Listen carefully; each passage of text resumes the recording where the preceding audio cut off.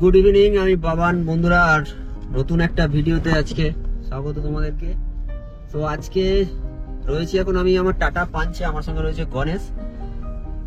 তো আজকের দিনে আমার গাড়ির 1 বছর পূর্ণ হলো, তাই ছোট্ট একটা রিভিউ ভিডিও তোমাদের জন্য নিয়ে আসলাম যে 1 বছর ধরে গাড়িটা চালালাম, গাড়িটার ওভারঅল এক্সপিরিয়েন্স কেমন আমার হলো, তার সাথে গাড়িটার মাইলেজ, তার সাথে গাড়িটার ফিচার্স, কি সুবিধা গাড়িটা নিলে 2025-এ এসে কি অসুবিধা, সেটাও টোটালি একটা রিভিউ ভিডিও আজকে দেবো তোমাদেরকে। তো এখন আমি রয়েছি আমার বাড়ি সাঁতরাগাছিতে, সবাই জানো সেখানেই। আর এই মুহূর্তে হচ্ছে 1 বছর যেহেতু পূর্ণ হয়েছে, সেই জন্য একটু বেরোলাম গাড়িটা নিয়ে। তো গাড়িটার ওভারঅল এক্সপিরিয়েন্স কি আছে সেটা তোমাদের সঙ্গে চলো শেয়ার করছি। সবার প্রথমে বলি তোমাদেরকে এই গাড়িটার সম্বন্ধে। তো এটা হচ্ছে Tata punch accomplished model, tata punch accomplished, যেটা ওভারঅল সানরুফ বাদ দিয়ে আর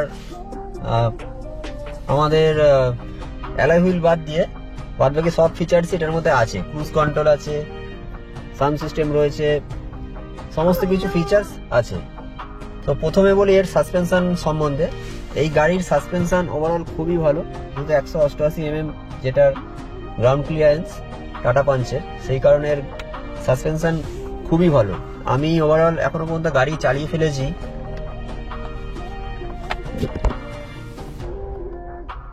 প্রায় 3774 1 বছরে। যেহেতু আমি বাইক রাইডিংই বেশি করি, সেই কারণে গাড়িটা চালানোর টাইম পাই না সেরকম ভাবে, যার কারণে 1 বছরে আমি চালিয়েছি 3774, প্রায় 4000 কাছাকাছি ধরো।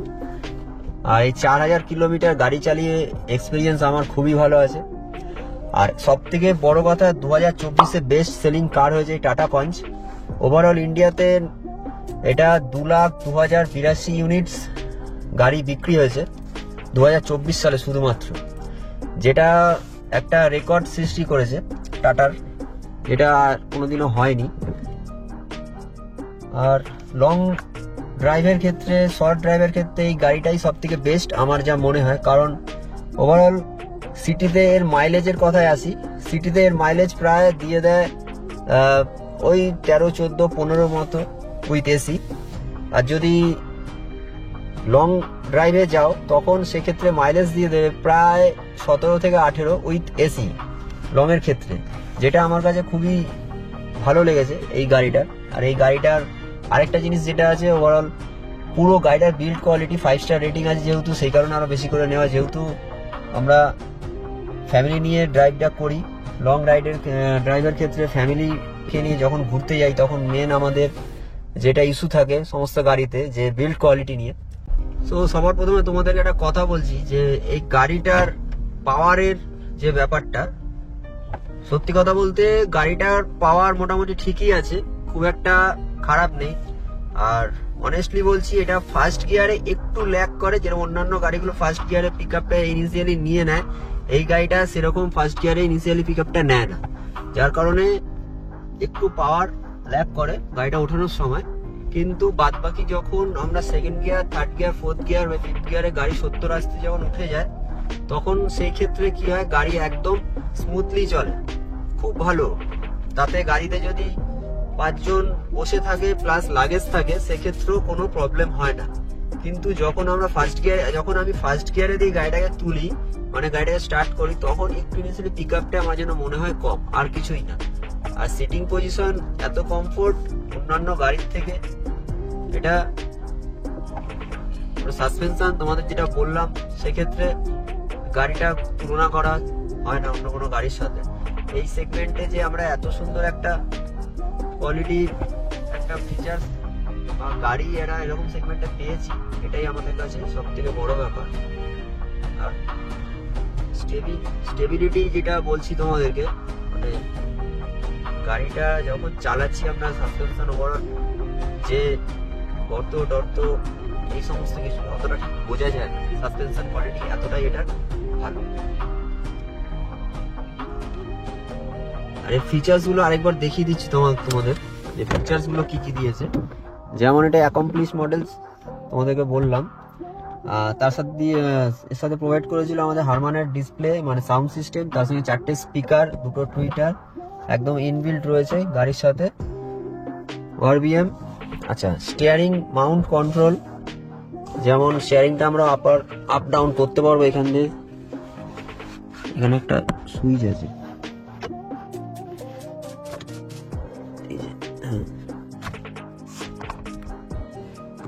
স্টিয়ারিং মাউন্ট কন্ট্রোল, যার যেরকম দরকার সে সেরকম করে নেবে। এটা আমার যেমন লম্বা, যেহেতু আমি 5 ফিট 6 ইঞ্চি আমার হাইট, তাই আমার এরকম উঁচুতেই থাকবে। আর সিটের পজিশনও সেম, সিট হচ্ছে আপ ডাউন করা যায় বা ওপেন নিচেও করা যায়। সো এবার একটু বেরিয়ে তোমাদেরকে দেখাচ্ছি গাড়িটার লুকসটা।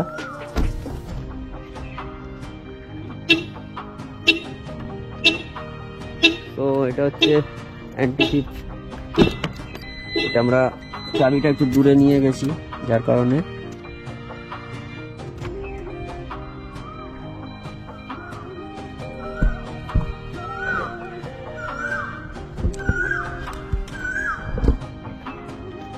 তো এর হচ্ছে টাটা পাঞ্চ, যেটা অ্যাকমপ্লিশ মডেল, যার সাথে এসছে এই ফগ লাইটগুলো দেখছো, এগুলো ইনবিল্ট রয়েছে পুরো, একদম কোনো আলাদা করে কিচ্ছু লাগাইনি। আর পুরো গাড়ির লুকস তোমাদেরকে একদম ঘুরে দেখাচ্ছি। ইন্ডিকেটার রয়েছে মিররে, আর এই রয়েছে ব্যাক পজিশনটা, যার লোগো এটা হচ্ছে Tata punch badging number plate. আর চারপাশ দিয়ে ভিউটা ঠিক এরকম।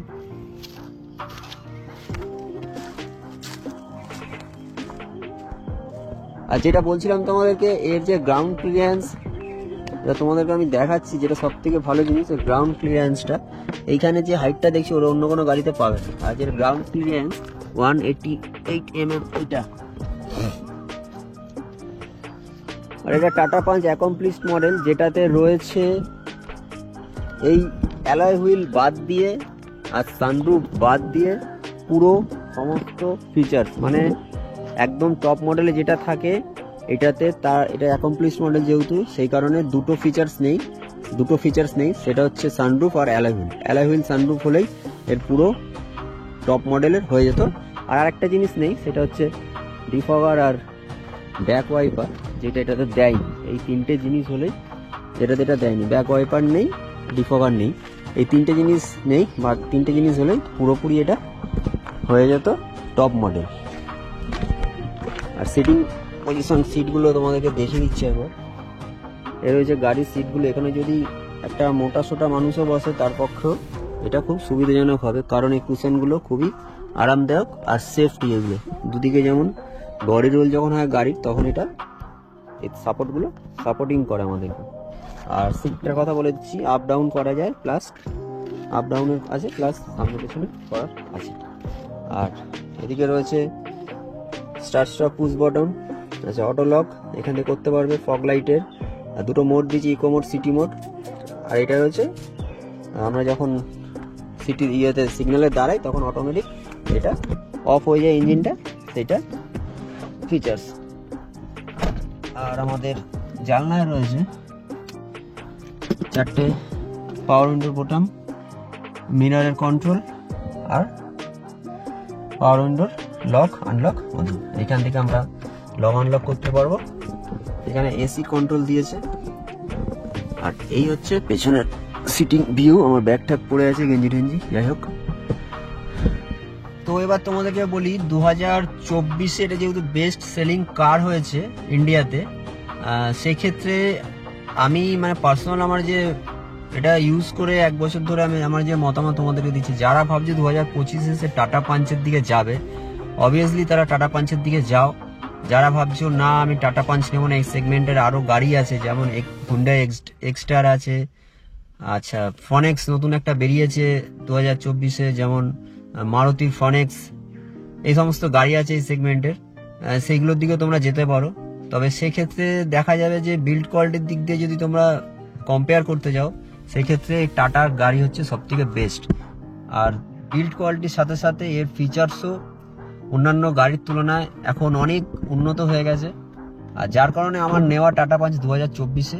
আমিও এর আগে মানে এই গাড়িটা যখন কিনি তখন টাটা পাঞ্চের সাথে দেখেছিলাম হুন্ডাই এক্সটার, আচ্ছা নিসানের ম্যাগনাইট, তার সাথে দেখেছিলাম ফনেক্স। আমি সমস্ত কিছু বাদ দিয়ে আমি নিয়েছিলাম টাটা পাঞ্চ। আর সত্যি বলছি, চালিয়ে 1 বছর ধরে খুবই মজা পেয়েছি। High speed, low speed, city drive, long drive, সমস্ত ড্রাইভ আমি করেছি। আমি একদিনে এই গাড়িটা 800 কিলোমিটার মতন চালিয়েছি ওয়ান ডেতে, কোনো অসুবিধা হয়নি, একদম স্মুথলি চলেছে গাড়ি। আর মাইলেজের দিক দিয়ে তোমাদেরকে যেটা প্রথমে বললাম, সিটিতে এটা 12, 13, 14 মাইলেজ দিয়ে দেয় উইথ এসি। আর যদি লংয়ের ক্ষেত্রে বলো তাহলে 17, 18 মাইলেজ আমি এটাতে বার করেছি উইথ এসি। উইদাউট এসি লংয়ে মোটামুটি 20-র উপরে মাইলেজ এটা পাওয়া যায়। মাইলেজের দিক দিয়ে কোনো ইস্যু নেই এই গাড়িতে। 1 বছর যেহেতু হয়ে গেছে, আমি 3টে সার্ভিস করিয়ে ফেলেছি। Service centre nearby service centre থেকেই করেছি, মানে যেখান থেকে গাড়ি কিনেছি সেখান থেকেই করেছি। যেমন আমি গাড়িটা কিনেছি, আমার বাড়ি যেমন সাঁতরাগাছি, আর আমার সব থেকে সামনে শোরুম হচ্ছে সলভ টিসি মোটরস। আমি ওখান থেকে গাড়িটা পারচেস করেছিলাম, আর ওখান থেকেই গাড়িটা সার্ভিসও করেছি। ফার্স্ট সার্ভিস আমার নীল, কোনো টাকা লাগেনি প্রথম সার্ভিসে। সেকেন্ড সার্ভিসেও সেম, কোনো টাকা লাগেনি, সেকেন্ড সার্ভিস হয়ে গেছে। থার্ড সার্ভিসে এসে আমার লেগেছে, আমি এমস করে নিয়েছিলাম, যেটার আমার খরচা হয়েছিল 4000 সামথিং, 4200 কি 300 টাকা মতন।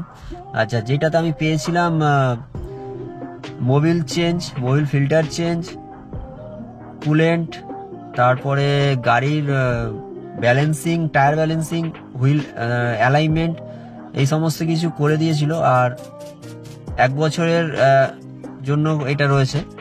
6 মাস পরে একটা বেসিক সার্ভিস দেবে এরা, যেটা পুরোপুরি ফ্রি, যেহেতু আমি এমস করেছি বলে ওই কারণে।